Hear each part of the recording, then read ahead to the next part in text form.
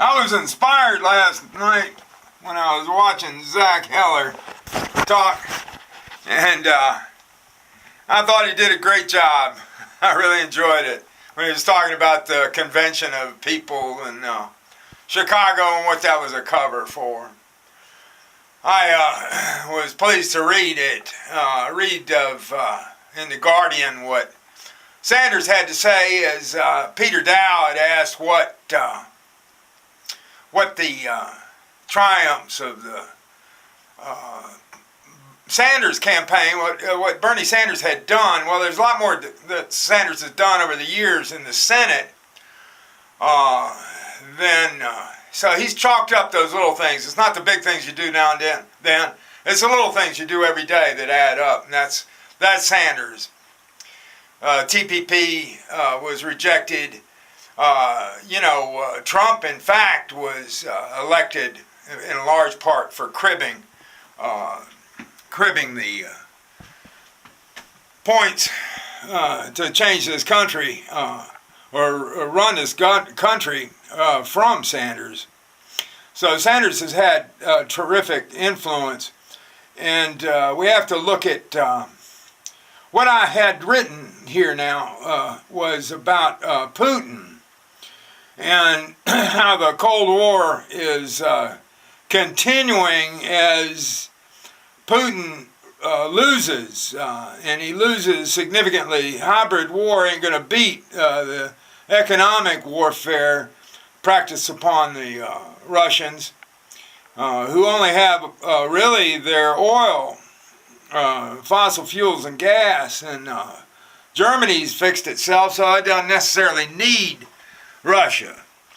See, Russia's going to lose because the price of fossil fuel, economic warfare on the part of the Saudis, a whole confluence of events. You've got two sets of jet setters, the nationalist executive jet setter class and the financial terrorists, they're like pirates, but they get more beauty, more class. So the nationalist executives are envious. You can tell that Russia and Putin loses because we don't have any idea what kind of jet he has, whereas the United States executive has Air Force One, and the winners both jet setters in the United States executive contest had Boeings.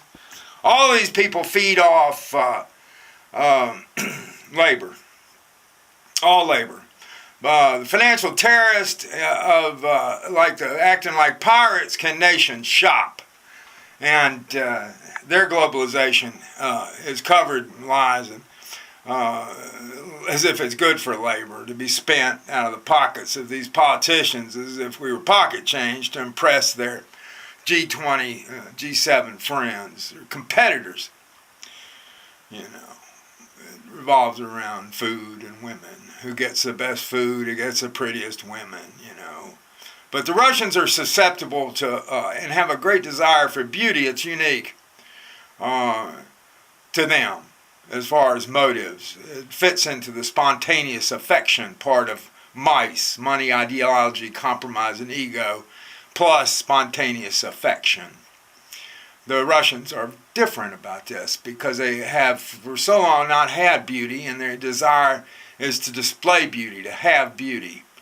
And you can see that in the London art scene sales to Russians. And the most valuable thing in the world, oil painting. I've made some. I need to sell some. I want to sell some right now to finance my next CD, which is with my editor-recordist. And I need to give him some money, so I need to sell an oil painting. You get one from Ed Hedig at alexanderheath.com.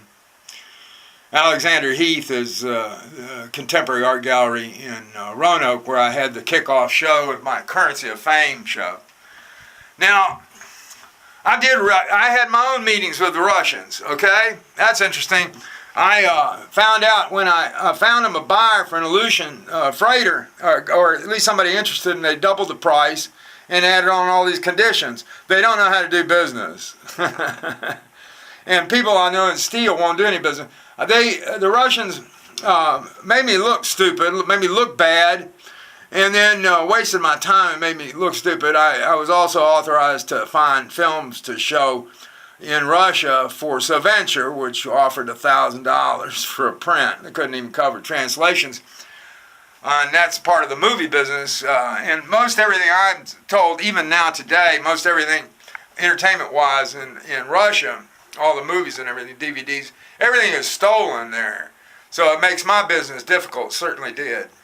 So I mean, like Zelig, I've had my meetings with Russians, and I can give you some sensibilities about them. The books to read about Russians are Emanuel Litvinov's trilogy, The Face of Terror, I think is the last one, Blood on the Snow, Death Out of Season. I forget the order right now, but captures the Russians' character.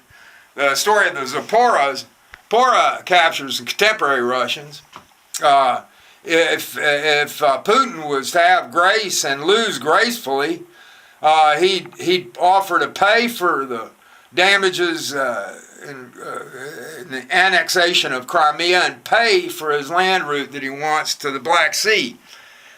He would become a more desirable business partner to the industrialist who could use Russian labor. Russian labor could be very good. They're very well educated. You want the best labor. Financial pirates are seeking the best labor at the lowest cost, but they have to pay. You get what you pay for, you know. American labor is excellent labor. Has been. But it's been so beat up, abused, and the morale is so low, it's having a lot of difficulty competing, partly because of things out of its control being done by financial terrorists. We have to change the whole banking system for there to be any equitable freedom in the world for labor. It has to become an industrial service bank, and I fix communism with the Transcendian eurodollar. It makes a big difference and overcomes the difficulty with.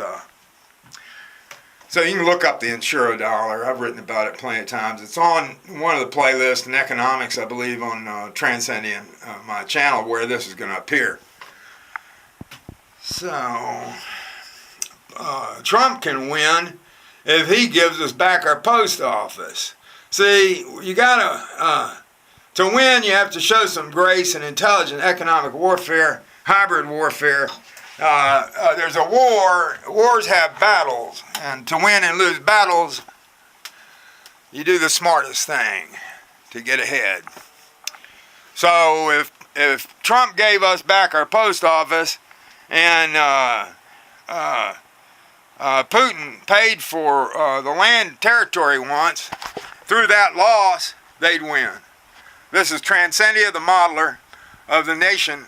This is the Transcendian, the modeler of the nation Transcendia. Thank you.